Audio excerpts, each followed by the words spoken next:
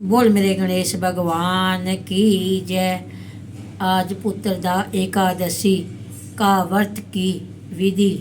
विष्णु भगवान की फोटो रख के 11 माता की किताब रखने के बाद फिर एक प्लेट रख दी। इसके बाद चीनी और बाणा रख दिया। उसके बाद कुछ फ्रूट रख दिए और जो कुछ भी फ्रूट हो रख दो, दक्षिणा निकाल दो। उसके बाद एक पानी का जल का लोटा रखने के बाद अब शुरू करें कहानी। बोल मेरे गणेश भगवान की जय। अर्थ पोष शुक्ल एकादशी व्रत की कथा। पुत्रदा एकादशी। युधिष्ठिर ने कहा कि हे भगवान, आपने सफला एकादशी का महत्व विधिपूर्वक बतलाकर बड़ी कृपा की है। अब कृपा करके यह बतलाइए कि पौष शुक्ल एकादशी का क्या नाम है, उसकी विधि क्या है और इसमें कौन से देवता की पूजा की जाती है। श्री कृष्ण जी बोले कि हे राजन, इस एकादशी का नाम पुत्रदा एकादशी है। इसमें भी नारायण भगवान की पूजा की जाती है। इसमें चर और अचर संसार में पुत्रदा एकादशी के व्रत के समान कोई और दूसरा व्रत नहीं है। इसके पुण्य से मनुष्य तपस्वी, विद्वान और लक्ष्मीवान होते हैं। इसकी मैं एक कथा कहता हूँ, सो सुनो। तुम ध्यानपूर्वक सुनो। भद्रावती नामक एक नगरी में सुक्तेमान नाम का एक राजा करता था। उसके कोई भी पुत्र नहीं थी। उसकी स्त्री का नाम शिव्या था। वह निपुत्री होने के कारण सदैव चिंतन रहा करती थी। राजा के पितर भी रो रो कर पिंड लिया करते थे और सोचा करते थे कि इसके बाद हमको कौन पिंड देगा। राजा को भाई बंधुओं, धन, हाथी, घोड़े, राजा और मंत्री, इन सब में से किसी चीज से भी संतोष नहीं होता था। उसकी एकमात्र कारण पुत्र का ना होना था। वह सदैव यही विचार करता था कि मेरे मरने के बाद मुझको कौन पिंड दान देगा। बिना पुत्र के तो पितरों और देवता का ऋण भी कैसे चुका सके। जिस घर में पुत्र न हो उसमें सदैव ही अंधेरा रहता है। इसलिए मुझे पुत्र की उत्पत्ति के लिए प्रयत्न करना चाहिए।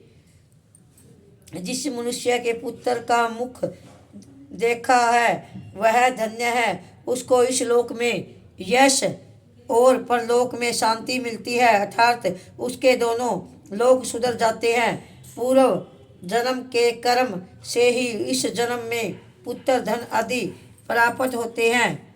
राजा इसी प्रकार दिन रात चिंता में लगा रहता था। एक समय राजा ने अपने शरीर का त्याग देने का विचार किया, परंतु आत्मघात को महान पाप समझकर उसने ऐसा नहीं किया। एक दिन राजा ऐसा ही विचार करते हुए अपने घोड़े पर चढ़कर वन को चल दिया और पक्षियों में वे वृक्षों को देखने लगा। उसने देखा कि वन में मरग, बाघ, सुअर, सिंह, बंदर, सर्प आदि सब भ्रमण कर रहे हैं।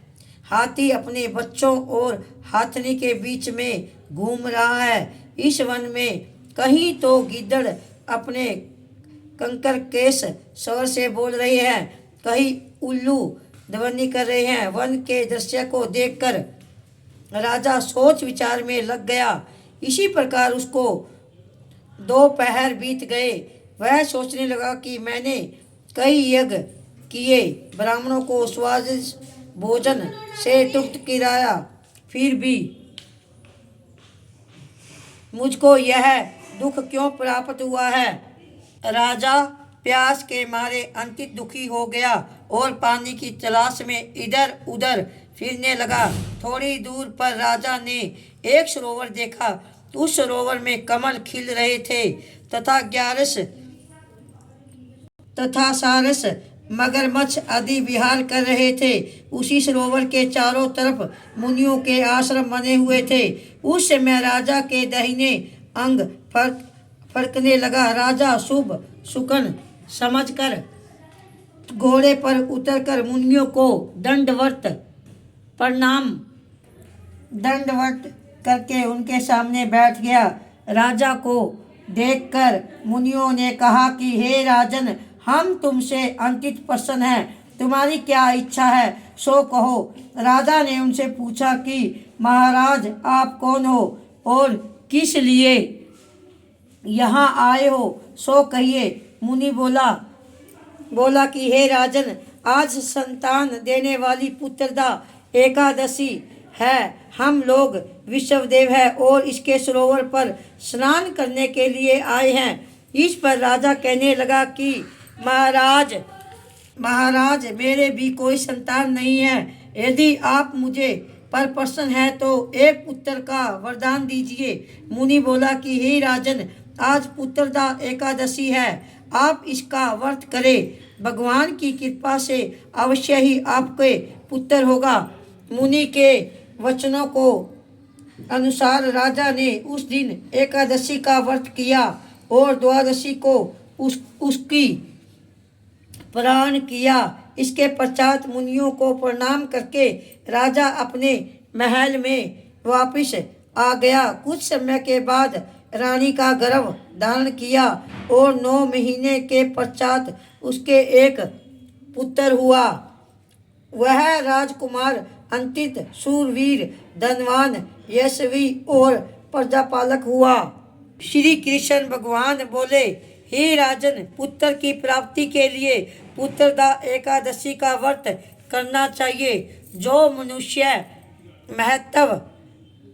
इस महत्व को पढ़ता है या सुनता है, उसके अंत में स्वर्ग की प्राप्ति होती है। और पुत्रदा एकादशी की जय। बोल ग्यारस माता की जय। आरती श्री जगदीश जी की। ओम जय जगदीश रे स्वामी, जय जगदीश रे। भक्त जनों के संकट, दास जनों के संकट क्षण में दूर करी।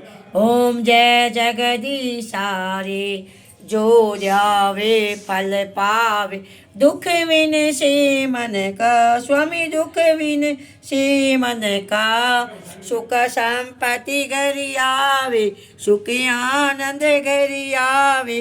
कष्ट मिटे तन का। ओम जय जगदीश रे। मात पिता तुम मेरे, शरण गहूँ मैं किसकी। स्वामी शरण गहूँ मैं किसकी। तुम बिना और न दूजा, प्रभु बिना और न दूजा। आस करूँ मैं जिसकी। ओम जय जगदीश रे। मात पिता तुम मेरे, तुम पूर्ण परमात्मा, तुम्हें अंतर्यामी। स्वामी तुम्हें अंतर्यामी। तुम पूर्ण परमात्मा, तुम अंतर्यामी। ओम जय जगदीश रे। पार ब्रह्म परमेश्वर, तुम सबके स्वामी। स्वामी तुम सबकी स्वामी। तुम करुणा के सागर, तुम पालन करता। ओम जय जगदीश रे। मैं मूर्ख खल खामी, कृपा करो बरता। स्वामी कृपा करो बरता। तुम हो एक गोचर, तुम हो एक गोचर, सबके प्राणपति। ओम जय जगदीश रे।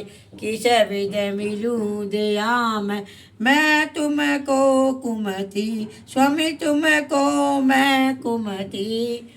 दीन बंधु दुखी हरिता, दीन बंधु दुखी हरता ठाकुर तुम मेरे।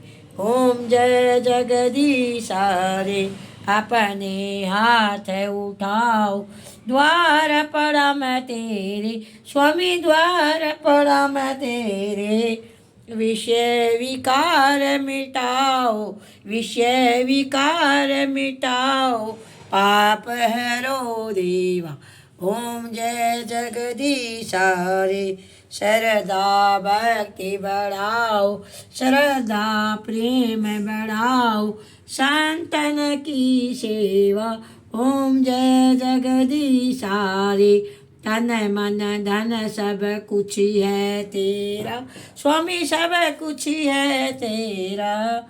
तेरा तुझको अर्पण, प्रभु को अर्पण क्या लागे मेरा।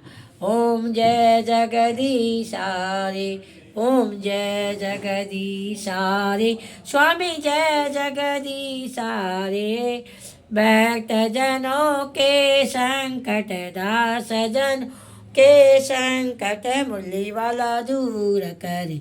ओम जय जगदीश हरे। बोल मेरे विष्णु भगवान की जय। लक्ष्मी माता की जय। गैरस माता की जय।